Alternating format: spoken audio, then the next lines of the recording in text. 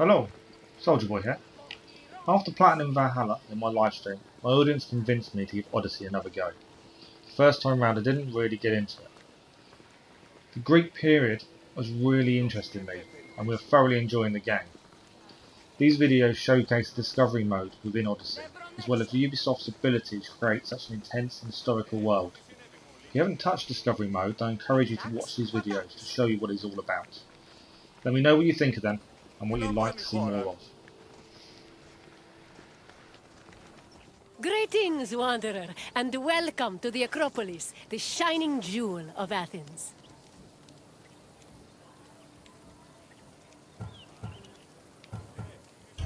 My name is Aspasia. Though I am not originally from Athens, I have climbed to the top of its social ladder using my wit and intellect. I've even earned the love of Pericles, one of the most powerful men in the city. The mind truly is a beautiful thing. Personally, I think the Acropolis is one of, if not the, greatest place in all of Greece. Though, considering it was the project of my partner, Pericles, I may be a touch biased. The Acropolis of Athens is a bastion of art and culture worthy of the gods themselves. Within this citadel, you will find many important sacred buildings, as well as some of the most magnificent art in all of Greece. You are in for a very enlightening visit. When you're done, come find me, and we can discuss the things you have seen. Farewell for now.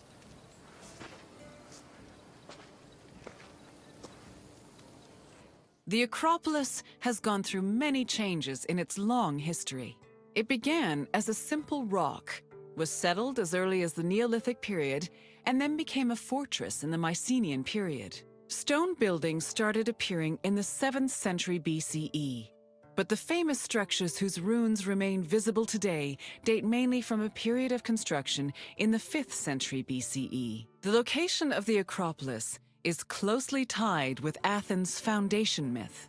Supposedly, it was the site where Athena and Poseidon competed for the city's patronage. This connection gave the Acropolis a sacred aura, and it was considered the religious heart of the city. The Temple of Athena Nike was built on the remains of old fortifications from the Mycenaean era. Worship at the temple can be traced back to the 6th century BCE, but the building itself was destroyed during the Greco-Persian Wars a century later. It was rebuilt during the Peloponnesian War. Given that the name Athena Nike roughly means Athena of victory, it was likely constructed in the hopes that Athens would win the war. Unusually, the temple depicts historical scenes of battles against the Persians instead of the more mythologically inclined art of other Greek buildings. The temple's priestess was chosen randomly among the Athenians and received a salary of 50 drachmae annually, along with skins and trophies from sacrificed animals. The Acropolis was built up over a long period, due in no small part to its partial destruction during the Greco-Persian Wars. It was in the 5th century BCE, though, that the Acropolis received its most significant improvements. This period was an extremely prosperous time for Athens, both financially and culturally. With a booming economy bolstered by trade and the Lavrion silver mines, Pericles, the leader of Athens, financed a huge project to rebuild the citadel. He enlisted the help of renowned artists, like the sculptor Phidias, as well as the architects Iktinos and Callicrates. Together, they erected buildings like the Parthenon and the Propylaea Gateway. Pericles' goal was to make the Acropolis into a glorious monument to the gods and to mortal Athenians. Behind the Propylaea was the giant bronze statue of Athena Promachos, or Athena who fights on the front lines. That name was reflected in the spear and shield the statue held in its hands. It was erected in the mid-5th century BCE by the artist Phidias. According to an inscription, it took 9 years to make and cost almost 500,000 drachmae. At approximately 10 meters tall, the statue was apparently so large that Pausanias claimed its helmet and spear tip could be seen from the sea near Cape Sunion, 60 kilometers away. The ornamentation on the statue's shield was engraved by the metalsmith Mies. The Akropolis were young girls between the ages of 7 and 11 who were in charge of special rites. A list of 4 girls was drafted by the Assembly of Citizens, from which the High Magistrate, the Archon Basileus, chose 2 to serve as Akropolis for the year. The girls lived in a house on the Akropolis.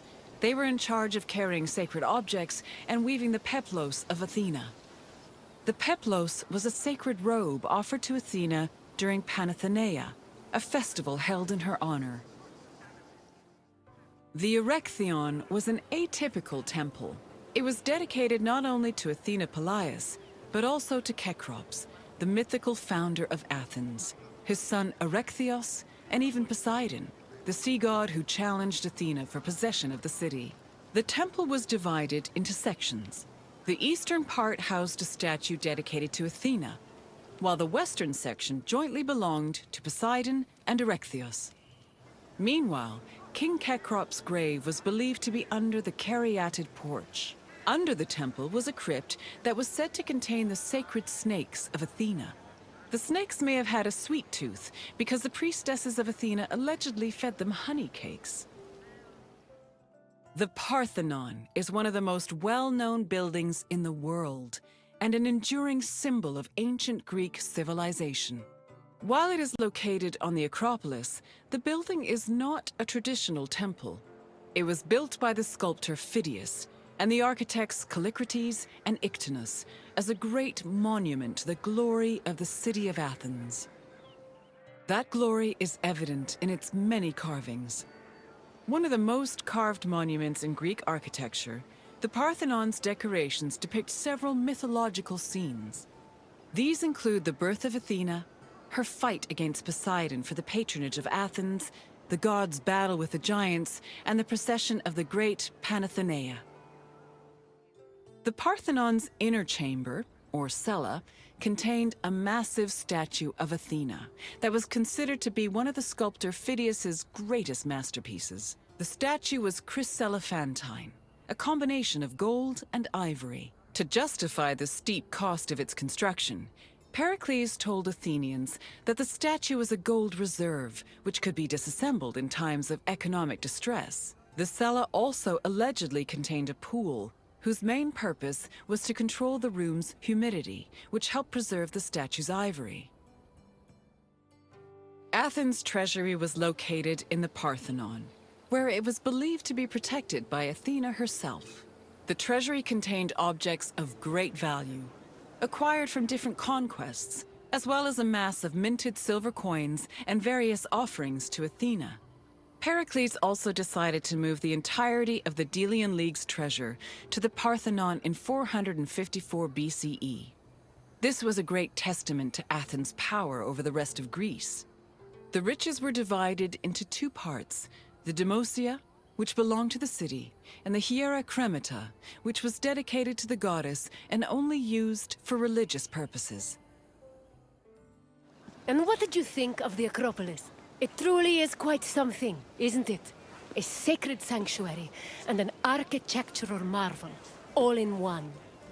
If you have any questions, don't hesitate to ask. As you wish. Hopefully we will see each other again soon.